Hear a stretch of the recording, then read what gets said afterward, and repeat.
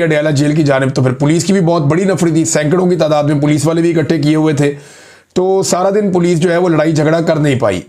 उसकी एक बड़ी वजह यह थी कि कारकुनों की तादाद बहुत बड़ी थी, और दूसरा इस वक्त रियासती इदारे नहीं चाहते, क्योंकि मौजूदा रजीम नहीं चाहता कि कोई नई बड़ी लड़ाई हो जाए। लेकिन इमरान खान साहब से मुलाकात भी वो नहीं करवा पा रहे, बल्कि एक गैर मुल्की सफ़ीर को मुबैना तौर पे उन्होंने ये भी कहा कि जी बाद में हम कंपनसेट कर देंगे, थोड़ा टाइम हमें दे दें।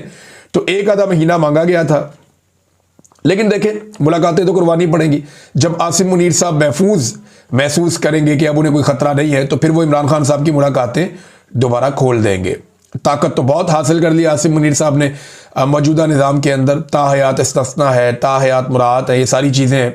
बहरहाल झड़पें हुई, उनमें हंगू के MNA यूसुफ खान साहब वो नजर आए, बाकायदा वो ज़ख्मी हो गए।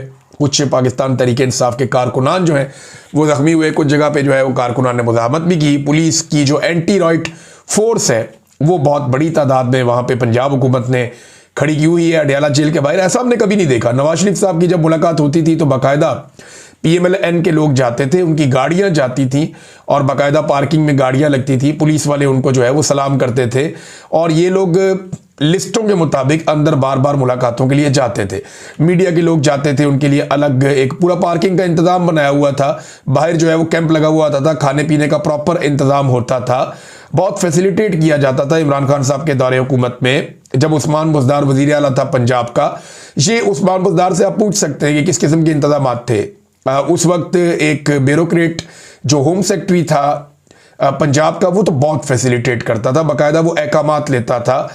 पंजाब हुकूमत के मुलाजिम होने के बावजूद वो PMLN से अहकामात लेता था।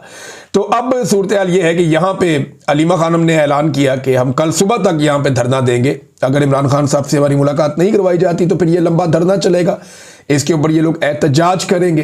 तो ये अडयाला की सिचुएशन है, इसमें कोई डेवलपमेंट होगी मैं आपके साथ शेयर कर दूंगा। सैकड़ों कारकुनों के साथ अभी भी काफ़ी बड़ी तादाद में लोग वहाँ बैठे हैं। बैरिस्टर गौहर वहाँ पे आए थे, उन्होंने अपना एहतजाज रिकॉर्ड करवाया और उसके बाद बैरिस्टर गौहर वापस चले गए। तो आज के दिन भी इमरान खान साहब की फैमिली की मुलाकातें नहीं करवाई गई और ना ही मुलाकातें वकला की करवाई गई। तो कैद तन्हाई जो है इमरान खान साहब की, अब जब मैं ये वीलॉग रिकॉर्ड कर रहा हूँ तो अब तक जारी है। DG ISPR ने सहाफ़ियों से मुलाकात की, आजकल काफ़ी एक्टिव हैं। थोड़े दिन पहले ये मुख्तलिफ तालीमी इदारों में भी जा रहे थे, मदरसे के अंदर भी नज़र आए कि वहाँ पे इन्होंने बड़ी गर्मजोशी के साथ इनका इस्तकबाल भी किया गया। DG ISPR का इनके माथों के बोसे भी लिए गए और DG ISPR मदारस में भी पहुँचे। एक मदरसे के अंदर वहाँ पे कुछ बातचीत हुई, उसका अहवाल भी है। लेकिन अभी जो है वो मुलाकात की है जो सीनियर सहाफ़ी हैं, कुछ एंकर्स हैं, उनके साथ DG ISPR ने। इस मुलाकात में क्या बातचीत हुई, ये कुछ चीज़ें मैं आपके सामने रख देता हूँ जो मेन चीज़ें हैं। एक तो उन्होंने जो अफ़गानिस्तान में तालिबान हुकूमत है उनको कहा कि तालिबान जो है वो हुकूमत एक रियासत की तरह जो है वो फ़ैसला करें, नॉन स्टेट एक्टर्स की तरह फ़ैसला ना करें। फिर उन्होंने कहा जी कि तालिबान हुकूमत कब तक अबूरी रहेगी, यानी पाकिस्तान की इस्टेब्लिशमेंट को इस बात की फ़िक्र है कि अफ़गानिस्तान में एक अवामी मुंतखब हुकूमत होनी चाहिए। लेकिन क्या पाकिस्तान में एक अवामी मुंतखब हुकूमत है? इसका जवाब सारे पाकिस्तानी जानते हैं। फिर उन्होंने कहा जी नॉन कस्टम पेड गाड़ियां जो हैं इन पर फौरी तौर पे पाबंदी लगाई जाए, दहशतगर्दी के वाक़यात में इन गाड़ियों को इस्तेमाल किया जाता है। नॉन कस्टम पेड गाड़ियों का धंधा बहुत बड़ा है।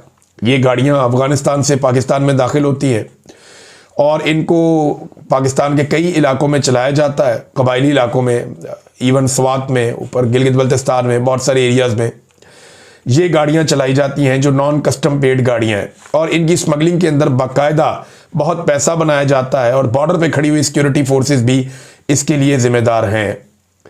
अच्छा जी, इसके बाद उन्होंने एक स्टेटमेंट दिया DG ISPR ने। उन्होंने कहा जी ब्लड और बिजनेस ये एक साथ नहीं चल सकते, यानी जहाँ पे खून बह रहा हो और साथ आप कारोबार भी करना चाहें।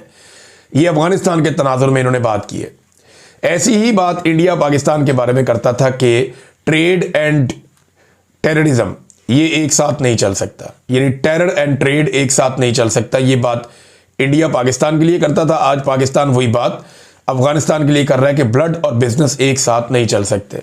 इंडिया ने T का वर्ड यूज किया, पाकिस्तान ने B का वर्ड यूज किया, लेकिन दोनों तरफ एक नफरत है और वो बढ़ती जा रही है। यानी एक बॉर्डर के साथ फेंस लगाई इंडिया ने ताकि पाकिस्तान से वो महफूज रहे, اور ایک बॉर्डर के साथ फेंस लगाई पाकिस्तान ने